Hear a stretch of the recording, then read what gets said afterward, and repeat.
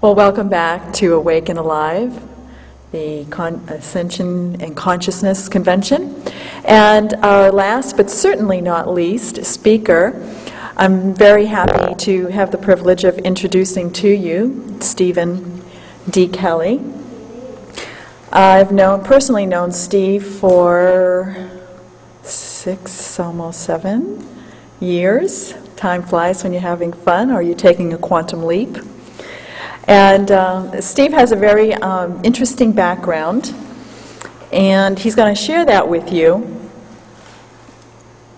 What you'll find out is that Steve is privy to a lot of information that most of us would never be exposed to. And his life has been a little difficult because of his exposure. And one day I said to him, I said, Steve, the only way you're ever going to be free is to tell your story. Get out there, tell the world what you know, and then you'll be free. So, no further ado, put your hands together for Stephen D. Kelley.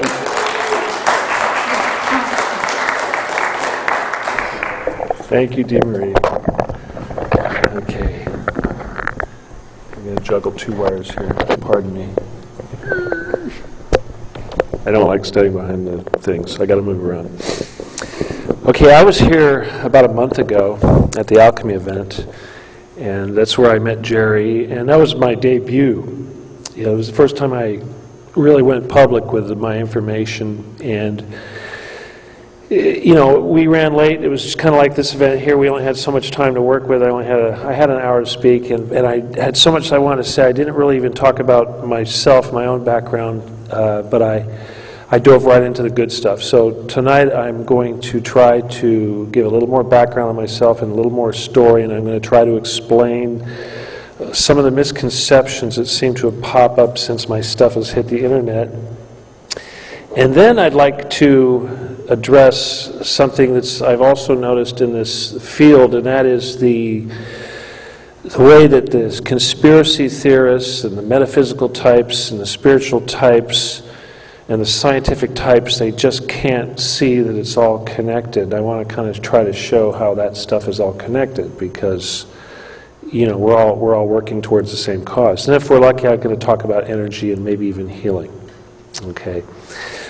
We made a video here at the last event, and thank you very much. It was got put on YouTube, and it got probably about 8,500 hits, I think, in the last month, which is not bad for a silly video, huh?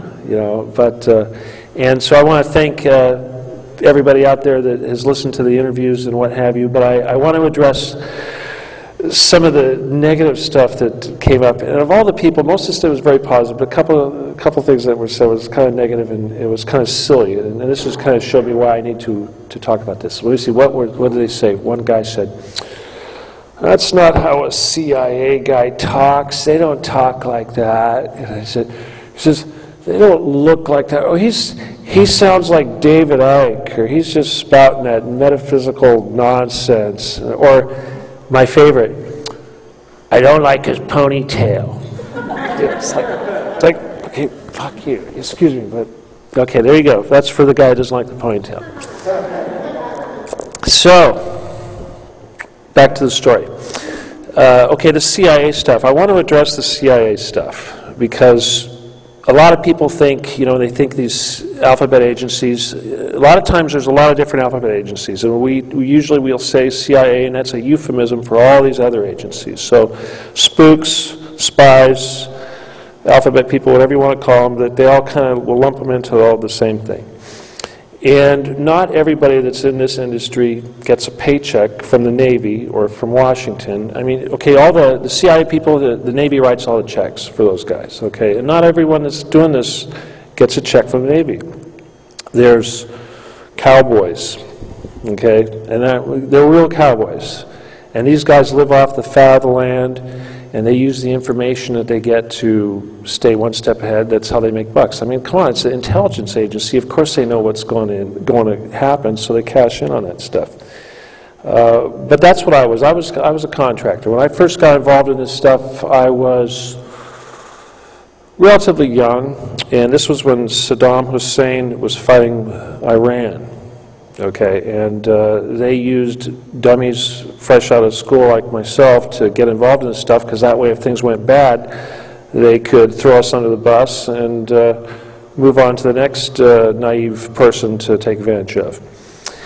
And they wanted, what did they want us to do? They wanted us to come up with items like, for instance, Motorola communication gear. They were using that, of course, for troops and what have you.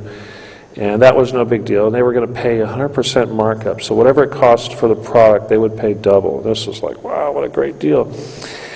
And then they started wanting some more sensitive items. They wanted phased array radar systems for the Baghdad airport. And I had a buddy that worked for Hughes, and they just happened to be involved with the phased array radar programs. They call it the Firefinder project. And they wanted these things to park around the Baghdad airport. Well, needless to say, the FBI got involved about that point and shut that thing down. And of course, the CIA guys, they just disappeared. So we were on our own, but we got through it. Nobody got in trouble. But all my friends that were involved in the project, they acted like it never happened. They all got selective amnesia. And they said, hi, you're making it all up. It's like, wait a minute, you were involved. It seemed pretty real at the time. The next big deal with these CIA characters actually turned out to be the NSA. But I'll explain how I found out. It was the Ollie North people. And they wanted solid-state lasers, and we had a design for making these little circuit boards, and this was brand new stuff. The semiconductor lasers, the itty-bitty lasers that they have in CD players and what have you, your DVD players. These were brand new. They were just coming into the country from Japan, and we got this contract with these guys, and we became suddenly the biggest laser company in the world making these solid-state lasers for a short period of time, of course. But they were putting these things on, building gun sites with them, and they would put these things on weapons, and they were giving them to the Contras, and the Contras, they worked really good in the jungle. The jungle's a low-light situation, so the lasers gave these guys an advantage. They had the law rockets, little tube-launched law rockets. They put those things on those rockets, and whoosh, straight line, take out a truck. Worth every penny for that laser. Really easy, makes it really easy for these guys in the jungle to wage war. And anyway, the rest is history with those guys, but that was just being a contractor. I was not, technically, yeah, I got money. Sure, I made money from these guys. I got lots of money. I was supposed to get millions, but they never planned on giving me the millions of dollars. It was a screw job. That was the first time they tried to get me out in Area 51. And I got a clue into the future because they were asking me about laser projects that I hadn't even invented, that I was going to invent like 10, 15 years later.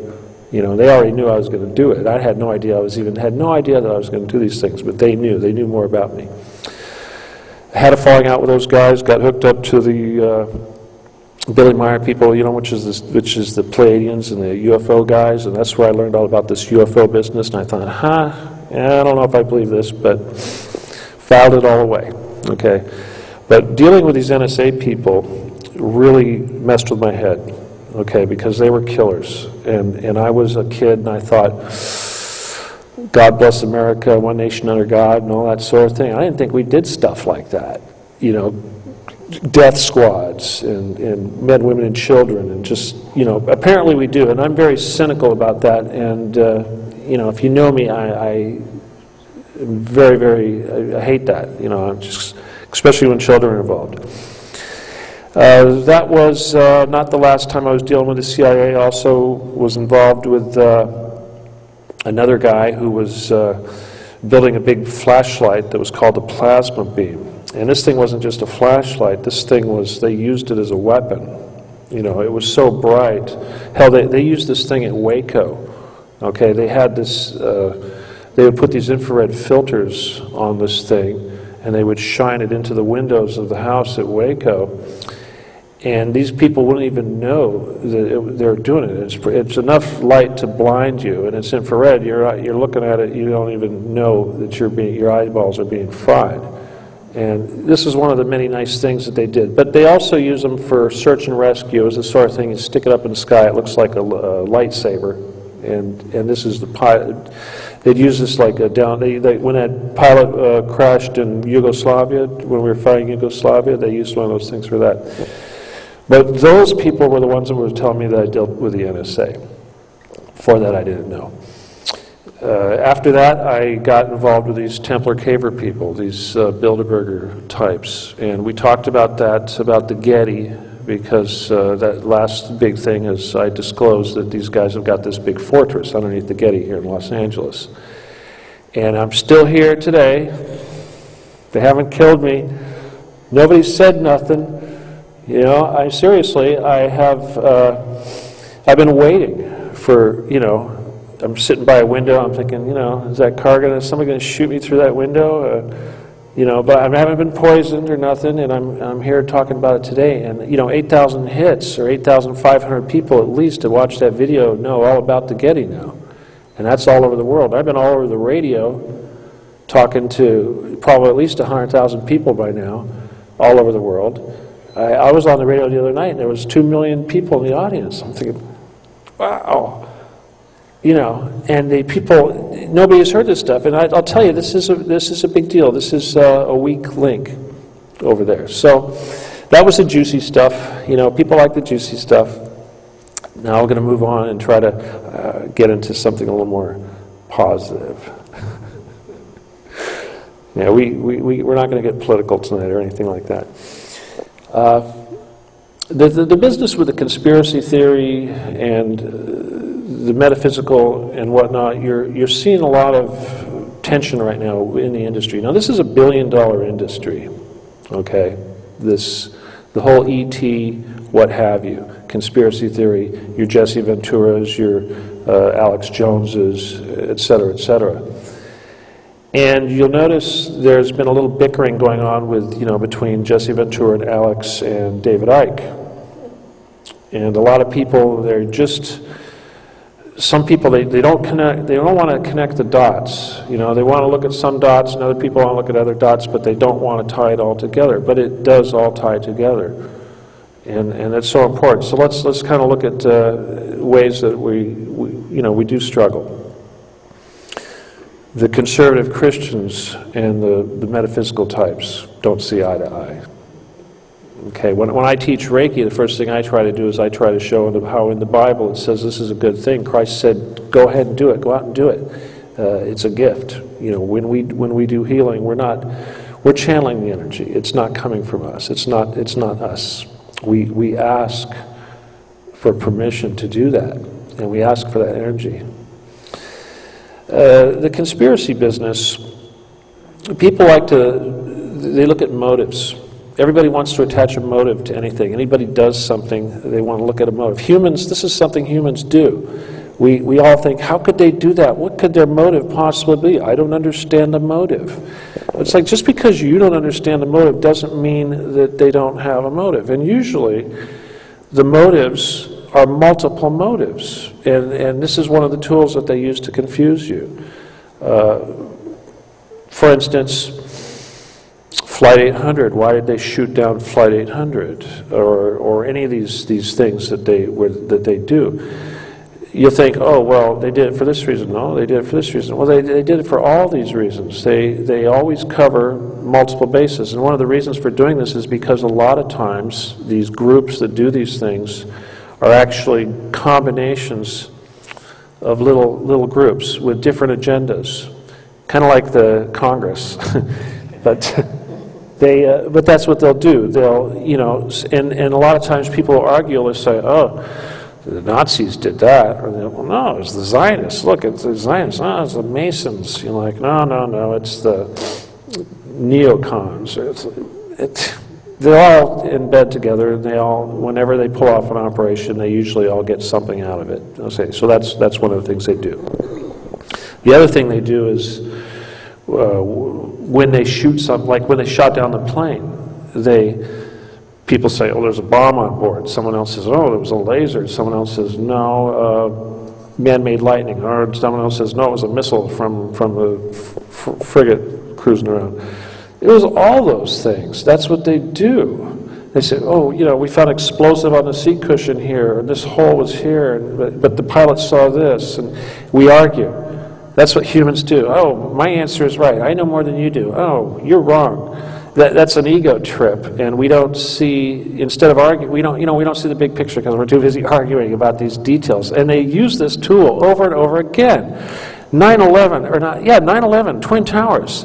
I get this argument, it's crazy. People say, it was nanothermite. No, it was scalar weapons. No, it was jet fuel. No, it was a small nuke. Probably all those things. So we're busy arguing about what it was and nobody... I'll give you a good one, Noah's Ark. Okay? How many people... Noah's Ark...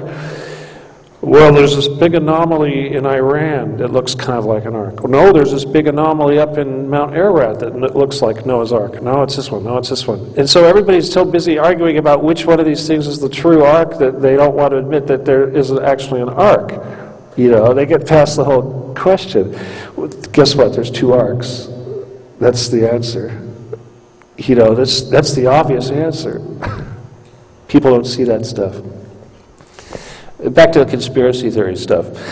The Jesse Ventures of the world and what have you, or the scientists, one of the reasons why we can't look at the motives, or we can't understand these motives, is because a lot of times these plans, these schemes, they go over 100 years. Many generations will be involved in these operations.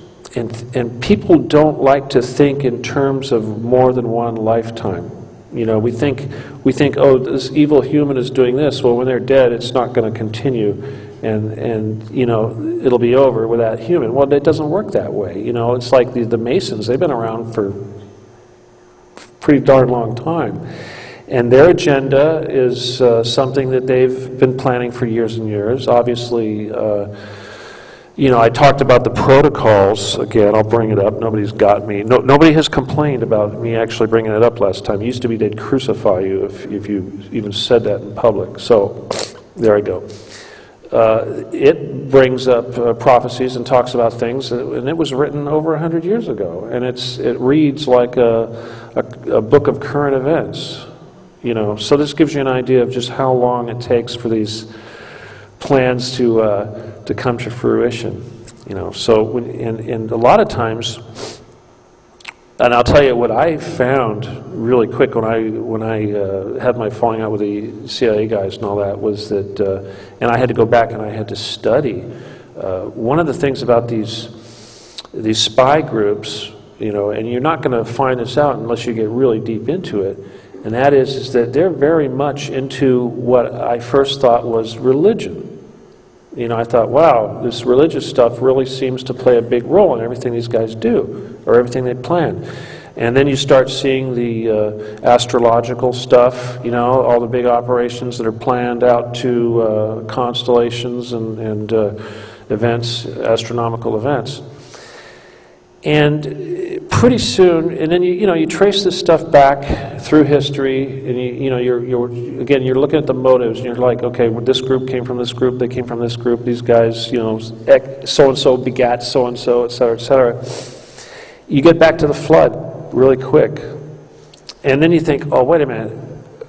All these guys came from 3 brothers on one boat, 3 brothers, and it's like, okay, come on, something's not making sense here. Where did the Canaanites come from? Why do they hate them so much? Yada, yada, yada, yada. So a lot of things don't make sense. When you factor in this idea of a second ark, all of a sudden, that's why they hate those people. The guys from the one ark, now they're hell-bent to wipe out the people from the other ark because they thought, If you read the Epic of Gilgamesh, I'm going off on a tangent here, but it's a fun tangent. The Epic of Gilgamesh talks about an ark. But in the Epic of Gilgamesh, they describe an ark that's kind of shaped like a canoe. like a big canoe. It's got pointed ends, unlike the one in the Bible, which is like a big rectangle. Big surprise, the one in Iran is like a canoe, and the one in Ararat is a big rectangle. You know, so it's like, okay, well, the guys that got off the boat in the Epic of Gilgamesh, it sounds very much like the Bible story when you read it. But they do some stuff that's a little weird. Like, they immediately have blood offerings and burned offerings and whatnot. And the narrator of the story basically asks the captain of the boat, says, how did you know to build this ark? You know, like Noah. You know, Jehovah or God or whatever told Noah, but he didn't tell you. How did you know? And the captain, whoever it is, answers back. He says, what? You think only the followers of God have this information? You don't think the dark side has access to this information too? You know, but that's a clue. Okay, so these are allegedly the bad guys, because they're giving their blood sacrifice. Their stuff is coming off as kind of satanic. Okay. And if you follow history, you see Nimrod came after, what, 2 or 3 different, what have you, and all the nonsense in Babylon. And Nimrod was very famous for human sacrifice, okay? And if you look at all of the satanic mythology, and I don't really want to say satanic per se yet, but most of that demonic stuff associated with demonism can be traced back to Nimrod and Nimrod's mother, Isis.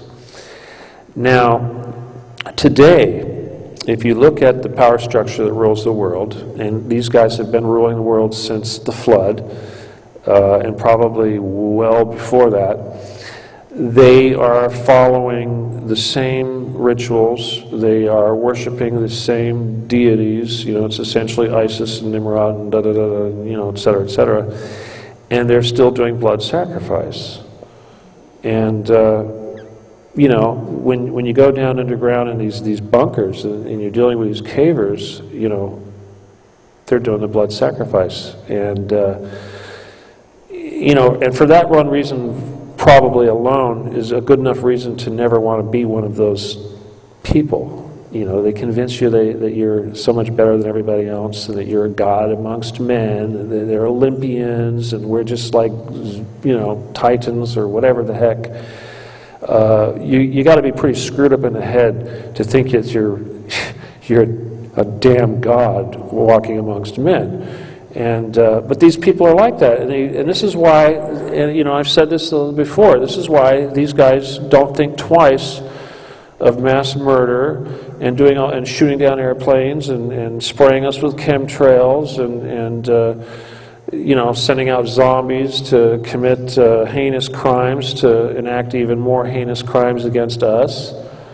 I think you know what I'm talking about.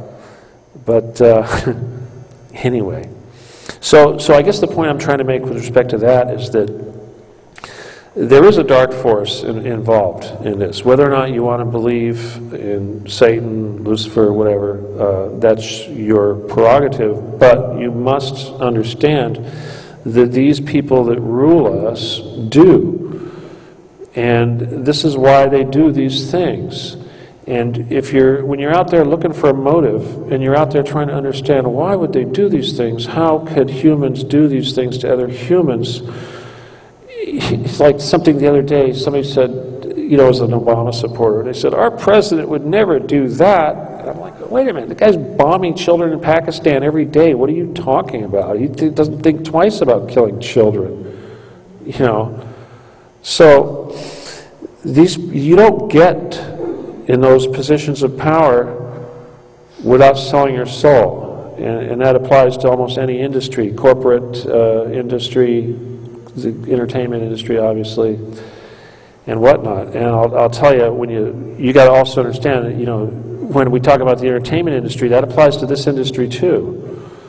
So if somebody's going to rise to the top of this industry and have the most influence, you've got to take everything they say with a grain of salt. And you got to take everything I say with a grain of salt. And you got to take everything that anybody says with a grain of salt. and become an observer, and don't become emotionally attached. You know, when these horrible things happen, you become emotionally attached. A couple things happen. One, you have fear. You know, you're generating loosh, you have anger, and you have sadness, and a lot of times this can cloud your ability to see what's really going on, you know. And in this business of being enlightened and trying to expand your spiritual powers and your psychic powers, this is one of the most important things.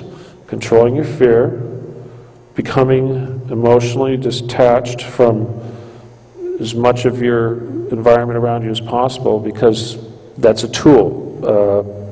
Things in this dimension, we're in a dual polarity density right now. Everything that we're dealing with is two sides of the same coin. Everything, almost anything you look at has a dual side, a polarity. And that's changing. That's what this transition is about. You're gonna see friends and family and people you've known your whole life drift away rapidly, and perhaps not in a pleasant way. And that's because a lot of people are growing, a lot of people are waking up. I like to say it's the separation of the service to self versus the service to others. Money is going to be a big divider between people. Some of us, especially the guys that have a lot of money, and they think, I don't want to give this up. I'm really enjoying all this stuff, and I want more stuff, and I don't want this to change. They're going to keep, their timeline is going to stay the same. Again, my big message, service to others. This is the most important thing in the universe. It's number one, and you need to be a little more than 51%. Do what you can. And, you know, I was thinking, my thing now is I tell people, feed the birds. You know, throw some bread out for the birds. That's like all those little creatures that you're serving. It's like, what a fun way to serve others. You know, that's cheap and easy. You know, and doing little simple things like that for animals rates just as high as serving humans. In fact, technically, the higher level densities get more brownie points for serving lower densities. And that's why we have a lot of the interaction we have with these aliens. And I'm not saying all the aliens are good aliens, but even the good aliens and the bad aliens ultimately want to go up. And they do that by pulling up the lower levels. So this is what they're doing. It behooves them to help us reach enlightenment, okay? And by enlightenment, I mean, you got to get exposed to everything. You got to open your mind really wide, and you've got to start taking in information that you would not normally be prone to taking in. Because you've got to start taking it in from sources that may not agree with you. And you've got to, again, take it with a grain of salt. You've got to filter it, and you've got to stay grounded. I am Christian and still Christian, and that doesn't give me a problem with my UFO stuff and all that nonsense, because it helps me. It helps me, give me a little bit of a filter. It helps me to decide what resonates with me. It helps me to stay grounded, not go nuts by the gravity of some of this crap that I've got to deal with. When you go through this process and you become awake, and I know everybody here probably remembers when they became awake, and it's a painful process because it feels like you have the weight of the world on your shoulders and you can't tell anybody about it. You can't share this information with anybody, and you're starving to learn and to hear and to be with people like what do we say? We say like-minded people, right? So that's why it's so great to be in a group like this. You know, the energy is fantastic, and we're all sharing, and it's going to be little ripples in a pond. You guys can go out and say, oh, wow, I heard this, I heard that, and you're going to tell your friends and, you know, share stuff on Facebook and all that fun stuff, and people are going to learn. And I hope you guys, I answered some of the questions and all that. And you know what I'd really like to do, since we can do whatever we want, it's our show, I'd like to give you guys a chance to ask questions and stuff. You feel like doing that?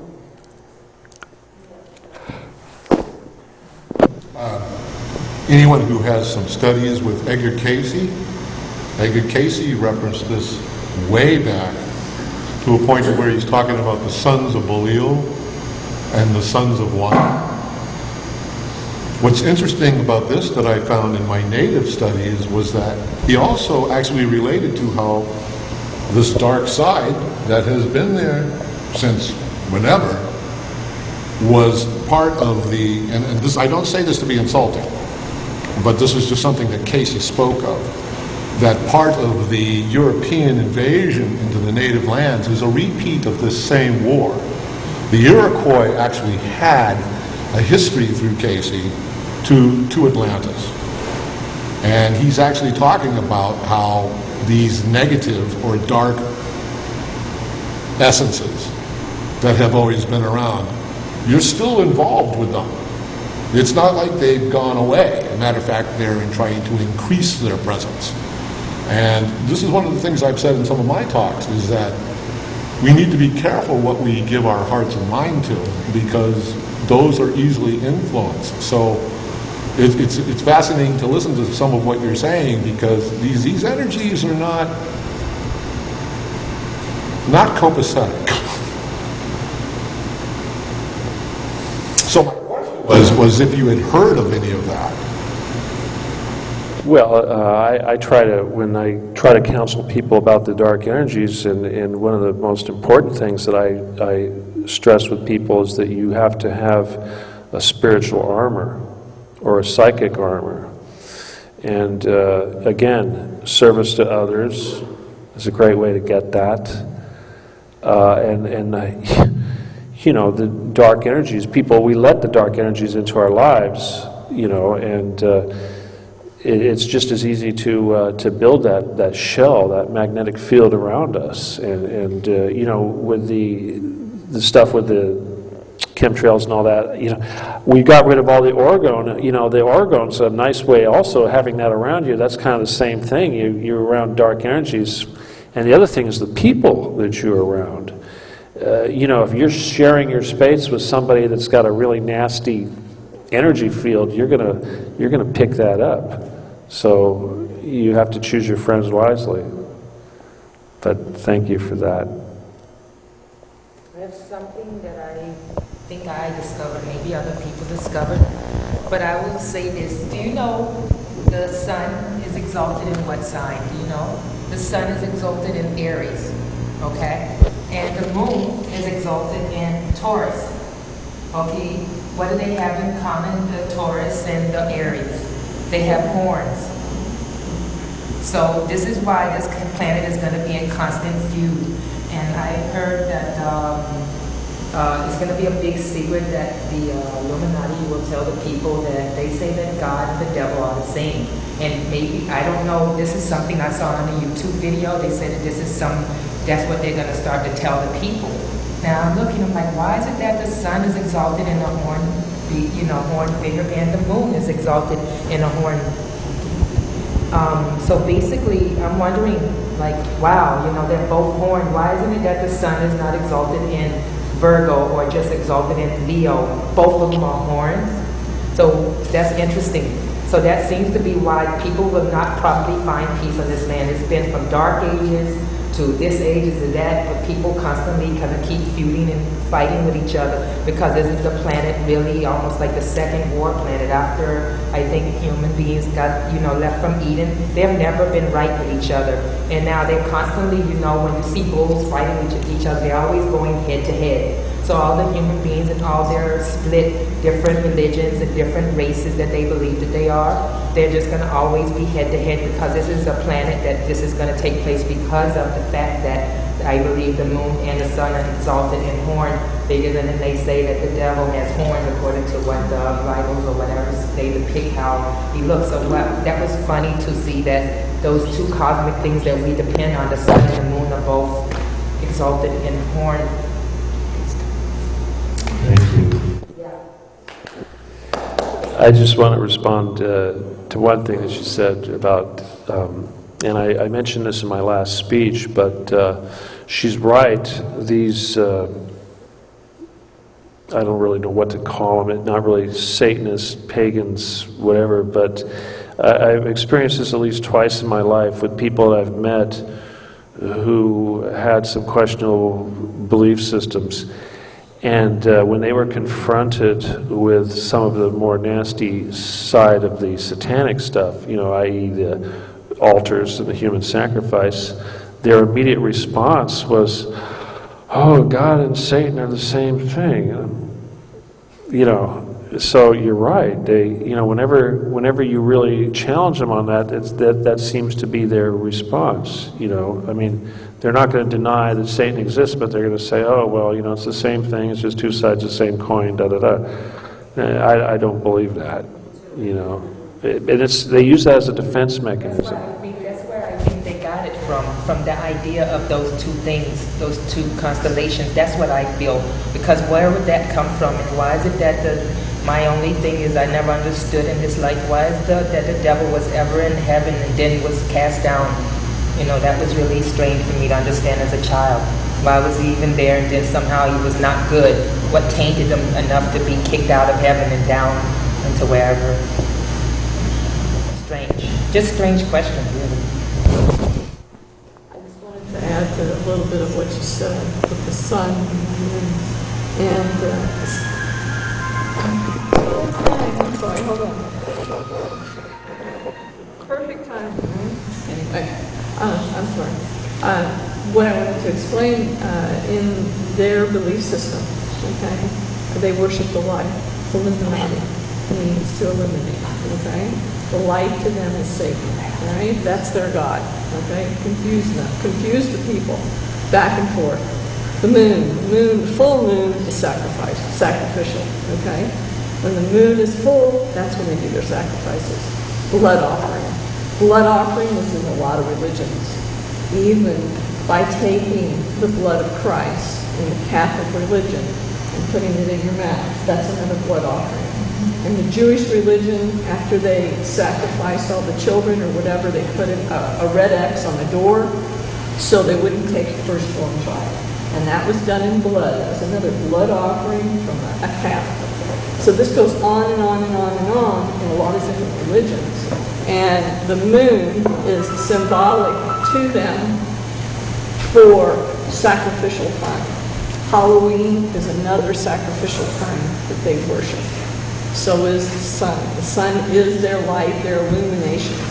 And their sun is represented by Satan. Disagree? Thank you. I have to absorb it all and observe. Okay, one more, Dee Marie. There's all sorts of ideas as to what represents what, and it actually changes from civilization to civilization. It's kind of like what Jerry said, that even in our dreams, just because something symbolizes something to me doesn't necessarily mean it symbolizes it to you. But the bottom line is that nobody can do anything without your permission. And so what I'm hoping is that you're going to actually share with us some of the energetic things that we can do.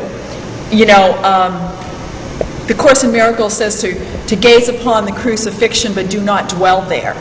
And so while we know these things are going on, where, again, as I said earlier, where our attention goes, our energy flows. So if we are truly about creating this new era in consciousness, then there are tools that I'm hoping that you will share with us. Well, that's a perfect final questions to end with. Thank you very much. Yeah, you know, again, the first thing I want to address with respect to what she said was the fear issue and the trying to become non-emotionally attached and to become an observer. So yes, observe. Don't dwell on it, don't focus on it, don't be consumed by it, and don't let it affect your outlook. Don't let it affect your emotions. Don't have an emotional response. That's the first thing. And as far as tools, You know, those are two big tools. Those are very important tools, okay? And what I like to close with is my mission is to help everybody expand their psychic skills. Okay, I want us to all be able to do magic and, you know, all these wonderful things, because I believe that very soon we're going to wake up and we're going to be able to do some fun stuff. So, again, let's go down the laundry list of tools and things that you need to implement and do in your life so that you can start going down the path and start realizing all these fun skills. Again, control your fear. Stop worrying about death. Forget about that. Your time comes when your time comes. All right? So that's one of the first things. Stop worrying about death. Do your best to not worry about the money situation, your tomorrow. Don't feel like, oh God, how am I going to pay this? How am I going to pay that? And let go of things in the past. Okay? Don't hold on to garbage. That's important. You try to be humble. Very important. Control your ego. And that means don't worry about what people think about you. Not just don't get a swollen head. Rule number one, back again, service to others. Do that as much as you can. Yeah, but give it just one moment. Learning is very important. Everybody needs to become researchers. Go out there, go online, turn off the TV. You're not going to learn anything on TV. CNN, the newspapers, forget it, okay? The internet's where it's at. And share what you've learned. Teaching, okay? There's energy exchange when you teach. When information is given out, energy comes back. So it's a two-way street. When you're teaching, you're absorbing energy, and when you're learning, you're giving me energy. I'm getting charged up just by you guys sitting here. It's amazing. And that's what I'm going to finish with. But again, service to others. Okay? So please go out there and don't be afraid. And don't worry about the future. It's going to be wonderful. Oh, yeah. The book is Lasers, Cavers, and Magic, and you can buy it on lulu.com, and it's an ebook also. Thank you very much. And oh yeah, there's a couple on the table over there for $20. What else do I need to say? Oh yeah, please friend me on Facebook. Okay, Stephen D. Kelley. You know, find me on Facebook. I've got room for about 3,400 people roughly. So come on, you know. And again, thank you for watching my videos, and I hope you guys enjoyed the presentation, and I hope you guys enjoyed the show. Okay? Thank you for making what I think was a pretty darn good show. All right? I really appreciate you guys coming out and being with us tonight. So, thank you. Thank you. So, Steve, thank you very much. This man is a wealth of information, especially when it comes to energy healing. So you may want to talk to him afterwards and get some pointers. He does a good job. Thank you. So now what we're going to do... I wanted to contribute to what he said of what we can do, where intention is, okay? 2 or 3 years ago after I did this research and came to a business plan of vertical integration of what this is, vertical integration, I wrote this little thing that we say twice a day. My version is a little different than his, but the way mine goes is, I accept my part in God's plan for salvation. I take a stand on one side today. I side with truth and let illusion go.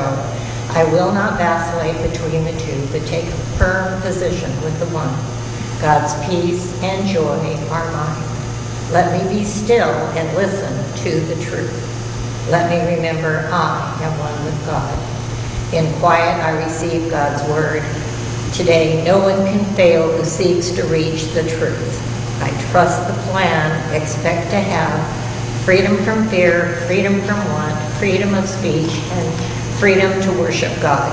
Help us to help ourselves for the highest and best good for all concerned. Whatever we ask in prayer, we will receive. Thank you, Diana. That is amazing. Okay.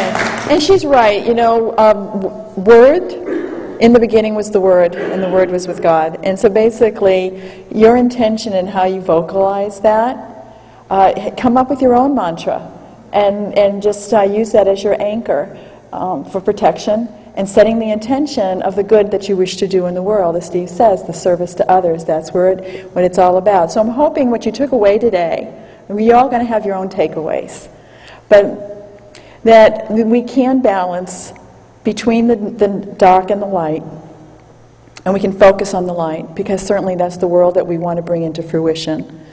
And so, you know, keep searching. Project Camelot and other organizations that are out there with their flashlights, shining and unveiling things that have been designed to be hid from us. But go out there, see it, acknowledge it, don't dwell on it. Use that as a catalyst for you to come out into the world and do your good. Okay? So now I believe we're going to take a 10-minute break, and then we're going to come back, and Jerry and Alex, they're going to play some music for us. And then what are we going to do? Mingle and mix and just kind of have a good time? We actually are going to be ordering some Japanese delivery, so if you want to get in on that, come over here and tell me. Okay, so we're not going to have to close up shop and run home. Let's get to know one another. Maybe we can even create some networking and partnerships right here. You know, make it happen. So if you're hungry, I know I am, just see them, and they'll get some good Japanese food ordered in, and let's continue the party. Thank you. Okay. Also, if any able bodies want to help us move some of these chairs and stuff back, we would like to have after hours. Once we leave here, we're probably going to end up over at Wild Wings or something of this nature, BJ's, and so this is probably going to be going on until at least 1 o'clock or 1:30, probably, at least for us, I think. So yeah, we'll have fun, but we gotta reset up the temple for their services tomorrow. So we gotta fix. So while you guys are listening to music, I've got to haul in the chairs from outside, move this around, take down tables and stuff. So, you know, so if try not to pay any attention to the people moving the furniture. Anyway, okay, you guys, let's take a break.